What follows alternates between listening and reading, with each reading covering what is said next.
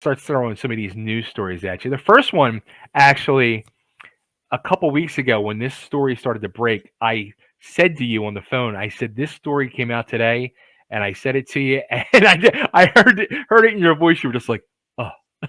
So, do you know the band Falling in Reverse? One of the newer metal bands, probably from the last 10 years or so. Give me some. I don't even know a song offhand. I know the band. If I've heard songs, I know, but their lead singer, Ronnie Radke, who is a very respected guy in the industry, amazing talent, songwriter. Um, a few weeks ago, they were set to play. I don't know which festival it was, but one of these big festivals. And like 2 days before the festival, he had to cancel their appearance, their show, because they went to go rehearse, and it turned out somebody possibly broken into their rehearsal room and stole their laptops, and they could they could not perform without their laptops. Okay, so how sad is that? Did you and listen? I've actually been. I'm going to tell you another story. I'm going to relate to this. If you're in a band that can't play without a laptop, you're not a band. You're not a real rock band. So whatever you are, you're not a real rock band. Because a real rock band can drop all the shit and muscle through a set, right? Exactly. Really muscle through a set. And that's just fucking silly. Bro, we can't play. That's fucking stupid. Come on, man. I mean, what is your voice? Maybe the voice is on the laptop, the background's on the laptop, the drums are on the laptop, maybe some rhythm guitars are on the laptop. Right. I was sounds like too much is on the laptop. Yeah, it's not a band. That's not a band. But that goes into like the whole thing of like what modern rock is. A lot of modern rock bands, the thing is, it's a certain sound and style. Yeah. There's no real differential, you know. So a lot of bands sound the same. A lot of singers are doing the same kind of thing, you know. That's sort of like and now she done it, you know, that like in that punky sort of thing, you know. Right. And, that's not a real band. You need your laptop to go up in front of people. That's bullshit. Now I'm getting mad. Dude, I'm not going to say what band it is, but I remember I went to a show like 5-6 years ago. It was a band I interviewed, and I went to go see them play, and I was talking to them beforehand, and then they were up on stage getting ready and all, and I was watching them plug in his iPhone and setting the I was like, nah, come on. Well, they're using iPhones like when you do in-ears. Mm-hmm. You can now, you know, put the mix on your phone. Okay. So sometimes you see guys just fucking with their mix. You know. Okay. All right. That's it. Or you know, you're walking around with an iPad, and it's great because it's self-contained. You can just do your own mix. It's a pain because you don't want to be dealing with that when you're on stage time. Right. Like, oh wait a minute, you know, it's not my mix. You know what I mean? Takes it back to the laptop thing. It's just well, this story explodes now. Okay, because after this went out there, Eddie Trunk went, and he was kind of like pissed, and he said something along the lines of like, when are fans, promoters, etc., going to start standing up and stop paying these prices for bands that are using recordings and tracks? I don't think that's ever going to happen. I think the kids are being fed a certain kind of music, and the way it's presented, that becomes natural. If you hear something enough, it becomes part of the fabric of everything. Sure. I'm just saying. I don't think rock and roll used to be cyclical. Remember, we used to have these 3-year cycles back in the day. And it would get to really the silly point of rock and roll, and then it would reinvent itself. Now, it's so fucking divided with everything. Yeah. But new rock is always going to have that. It's always going to have tracks. It's always going to have tracks. And it's always going to have tracks. You know what I mean? It's like, it's not going to change, man. So all of us old guard, Eddie Trunk, whatever, we can talk a good game. Doesn't matter. The kids are gonna do what they want to do. We have no control over them. And Mhm. if you're a kid in a new band, you've got your laptop, you're recording at home on your garage band because that's all you need. You don't got to go pay $100 an hour in some crappy studio, to get your shit done. Yeah, It's all different, man. It's a different game, which is totally, we could talk about this for 8 hours. It's a different game. But totally. anybody that has a fucking laptop at home thinks they're a fucking rock star. Even the way, even the way you think about it. If I'm a kid who's 16, 17, and I just track the stuff at my house, I'm at my school trying to pick up girls. Yo, man, yeah, my album drops tomorrow, man. It's on 17th Street record label, man. You know what I'm saying? I produced it. You know what I'm saying? And shit. Here we go. And anybody can say that. Anybody can be a fucking rock star, man. Yep. Yep. Even the words watered down. Rock star is like something chefs say. That chef's a fucking rock star. It's true. Anyway, I just think I hope it would change, but maybe some kids, Greta Van Fleet, there's these bands that sort of do this organic thing. Kids going to school of rock. Kids learning how to Mhm. play an instrument. We gotta keep breathing life into that. Hopefully that will come around and somebody will stand up one day. Some kid's gonna be a Burning Man. And he's gonna set up a stage and he's gonna have a laptops and he's gonna burn it all down and make a Yeah. statement. You know what I mean? Yeah. So we're trying to, even like what we do, we're trying to tell everybody, look, this is what a rock band is. Mhm. Get up and hit it and have fun. It's organic, it's loud, it's distorted. It's not perfect. The Yeah. problem with fucking new rock and roll is everybody's got the tracks and in-ears. So what you get is an album. You get the song, it's 2.5 minutes or 3 minutes. That's it. There's no Yeah. segues, there's no jam. Mm-mm. The reason the Greater Van Fleet does so well is that they jam. They're showing people this is what's going on.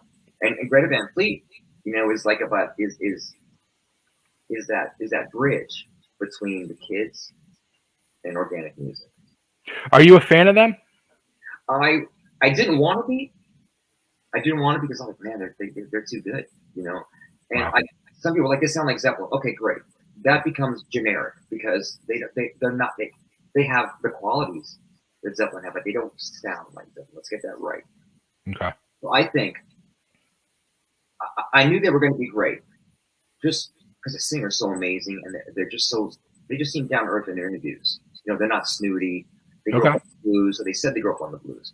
So when I saw them live, that's when I was like, holy shit, they're great. Because number one, they're playing to a lot of young people, and to hold young people's attention nowadays is tricky. Now, Mhm. this did it for an hour and a half. Yeah. By having their tunes, just the way they were vibing back and forth with their fans. I was one of them that day, and I learned my lesson. They're fucking amazing. Live, Wow. Okay. they changed my opinion live. You don't. You can tell me something's good or bad, but I'll just take it like that. I have to digest it for myself. Sure. So I think their second record was shit, but they're a great live rock band. Greta Van Fleet is a great Okay. live rock band. I personally, I have never given them the chance just because of the whole Zeppelin thing. It just rubbed me the wrong way. Mm-hmm. But off of what you're saying, I want to give them a chance and see if they can impress me.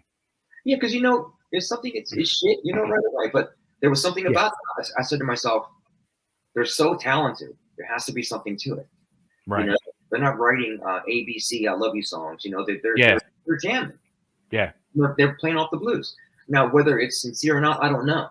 I don't know them, but they blew me away live. The guitar player does the thing where he's like a human metronome.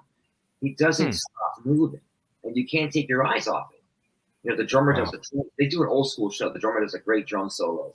There's just, man, they held my attention for that entire time they were on. Blew my mind. That's awesome. All right. Well, there's more to this story because this story escalates now. Okay.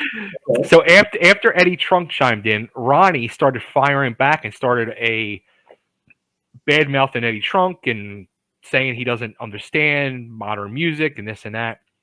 And somebody came in and started chiming in and came to Eddie's defense, which then escalated into now this person is challenging Ronnie Radke to a fist fight. What? and he wants to teach him old school rock and roll way, and that is the one and only Mr. Sebastian Bach, which I think didn't Rob plays with Sebastian, right? Okay. Now I know. See, now Rob mentioned this the other day. Okay.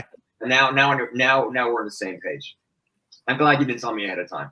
So Rob and I had this conversation in the car on the way to the gig, and I was like, "But this is a modern rock band." Yeah, well, Baz is like all about tracks, and it's been like a thing, and I didn't know it was a thing. So you just told me, so that's a big, Okay. I guess. More. Hey man, more streams, more spins, right? More attention. Sure. Whether it's beef, whether it's on the internet, everybody's watching it. That's like a big commercial for your band. So the other band's going to be huge, and Baz is going to have a great role and Yeah. great risk for his live show. You know what I mean? There's this fucking band. You know what I mean? It's like he's Baz is a fiery dude. Oh, he's got fire. He's a fiery dude, man. What a great metal singer. But anyway, we can talk about that for an hour too. Sure. Once again, man, I'm taking notes for the next show. you got the old guard, kind of like starting to fight with the new thing. Yeah. People don't understand each other. It's a live and let live, man. Modern rock bands are going to do their thing. They're going to have their audience. And that's live and let live situation. They're going to have their thing. You can't stop it. So I'm not. I don't pick fights with shit like that. If you want to be in a modern rock band and run tracks, God bless you, man. Go make your money. But just know you're not going to get that full respect from the old guard. Maybe they don't want the respect of the old guard. Maybe they don't give a fuck. That's old, man. Fuck them, man. We're going to do shit our way. That's the attitude. Rock and roll is about change. Rock and roll is about doing your own thing. So if doing your own thing is using a laptop and running tracks, then that's their thing. Right. Because rock and roll is about rebellion. So the way to rebel against the old school is let's use the new shit. So they're using the new technology, and they've adopted it into rock and roll, just like they adopted auto-tuning into hip hop. What's modern. There's a great thing on Netflix called there's Pop. It's called Pop something. Everything, but they explored a whole episode of auto-tuning. How T-Pain, heard this Cher song. He wanted to know what she did, and he put it out there with auto-tuning, and he got so much hate on him. And then Kanye uses it and all this stuff, and he became like the godfather of auto-tuning. Now it's a thing. Now Post Malone is making $1 zillion auto-tuning, and nobody cares, except the old guard. We care because that didn't happen in our time. We didn't have that coming up in our day. So I get it. I get it. It's a new world, man. That's why if you are a band that plays without tracks and just does organic rock, you just got to be great and bring the energy and show them that this is cool, man. This is how it's done. Well, there's another part to this story now. Somebody else chimed in from the old guard and took Ronnie Radke's side and said that part of the modern world of both live and recording is using tracks. And you might be shocked when I tell you the person's name. Tell me.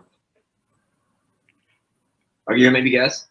You want to guess? No, let me see. Who old guard? Who would side with the kids? Well, it would be somebody who is. I'll give you this hint. Old guard in one of the biggest bands of the 80s. Is it a hard rock band? Yeah. Mm-hmm. Rob Halford. No. Coming off a huge tour this summer. I can't think. I'm stumped. Bring it. Nikki Sixx. Okay. One of the coolest personalities ever to play in a rock band. Absolutely. He's in a place where he gets all kinds of music thrown at him. He's trying to make his band, use tech to build his show, make it, always evolving, always evolving. Don't be afraid. I'm not afraid of the new shit, but it makes sense that Nikki Sixx would say that because Nikki Sixx, he seems so in tune with everything. He's just like, he writes well. It's Nikki Sixx, man. Mm-hmm. So I get that makes sense to me. It's Motley Crue and supposedly whether they do tracks or not, it's sometimes it's a crutch for bands. You know, so, I think that's a huge word right there. so sometimes people will see it as that. Hmm. But if you're as a band and you're playing these fucking stadiums and you Hmm. feel that you need this little bit to make your sound happen, then you're gonna do it. Yeah. You know, and it takes a little balls to go against the old way of doing things. We're talking about tradition. Yeah. Rock and roll is tradition. Real rock and roll is organic. It's tradition. It's passed down. So Hmm. now it's getting passed down, but it's getting fucked with a little bit. You know, they're using different colors. You know, it's not. Would you be scared, like, to use tracks? I mean, we've seen so many of these um, shows now. You know, everybody's got their camera out and filming. You've seen so many of these shows where it's happened with Motley Crue, it's happened with Kiss, it's happened with almost every band out there using tracks where something happens with the track and it gets screwed up and you see the flub. Oh yeah, that. But you're gonna have to drink the mess. You have to drink the poison. You know, because if you're gonna take that risk and go out there, you know, tech isn't perfect. Everything Yeah. things glitch. Glitch is a big part of life. Glitch, man. You know, so you're taking a chance. It's a risk. It's a Yeah. risk to do that. But if the shit hits the fan and you can't muscle through it with a guitar, a bass, a drummer, and vocals, you fucking suck. Yo, that all I keep picturing in my head as we're talking in this conversation, picture Elvis, the '68 comeback special, one of the greatest Um, rock and roll fucking jams ever. yeah. No, the tracks weren't even created then. Like, picture Elvis using a fucking track. Now let's talk about this word because this is what we're getting at. It's about perfectionism.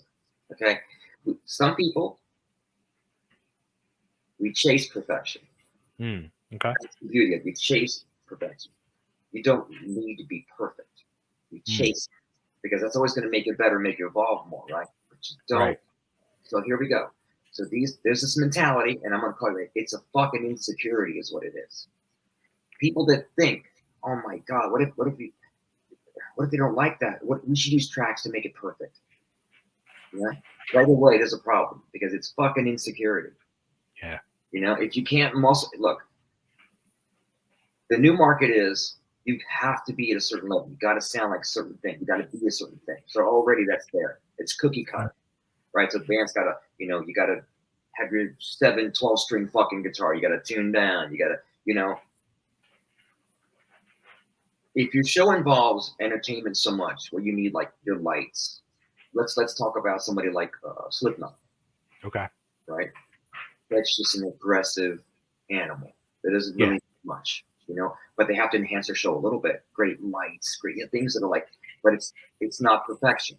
Sure. There's a beautiful tribalness and animalness to it, you know. But if you're running tracks, you know, and it all goes back to the studio.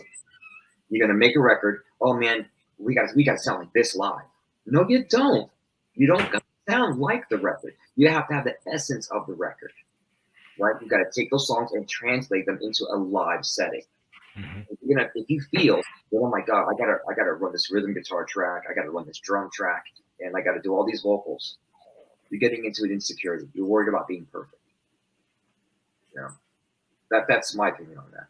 But I've also been in a situation. I had one of my bands that I used to be in, you know, a baby band. But the Yeah. thing, they wanted to run tracks, and they felt it was like, you know, number one to keep me in tune. You Okay. know, I can sing on the flats. I'm very famous for it. Uh, but I'm having fun. Why should I curtail my vibe to be perfect? Yeah. Why don't I just do the best job I can in the box to sing well? You know, if I can hear myself, to sing Hmm. well and just do the best performance I can, just to entertain people. It's about Sure. entertainment. So if you're just doing song with the click track, done, segue, nobody talks, song, click track, everything else, it's boring. It's just fucking boring. How many modern rock bands do you see which is boring? Yeah. You know, and look, a lot of older bands too, guys that just don't think about the show. They just think about song to song to song. You know, what about between the song? What do you say? What do you do? How do you vibe?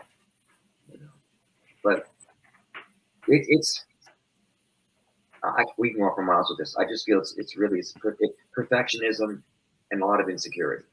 if you're worried about this so much that you got to have tracks, and Yeah. if they go out on, can you imagine how they must feel when the tracks go out? That Oh my must. God. That's like when you need. You know what it is? It's Viagra for music, right? Mm, It's I Viagra. like that. If you're so because you can't get hard anymore, you got to fuck. You can't rock hard anymore. You know, take the fucking pill. Oh shit. You That's know, so true. it's like that, man. We, oh boy. But I'm gonna send I'm so gonna send a press release out and I'm gonna say Viagra for music. but I've been in a situation where I was in a band that did run tracks, but only because nobody else sang. And Mm, we kept it so low in the mix that you would hear my voice and a little harmony in the back. But there wasn't no, I wasn't doing it any, there was no lead track. right. I wasn't, there was no screen that wasn't mine. But that's the thing too, man. It makes you lazy. Yeah. Yeah, for sure. So perfection, insecurity, not organic, all those things go into play with friends. But like I said, the new mindset is some people just don't care. Yeah. They just don't care. Just like, am I seeing a tribute band? I don't care. I'm here. I'm hearing the music I love. I'm hearing the songs I love. My tits are Right. out. It's a great time. So, all right. So the next story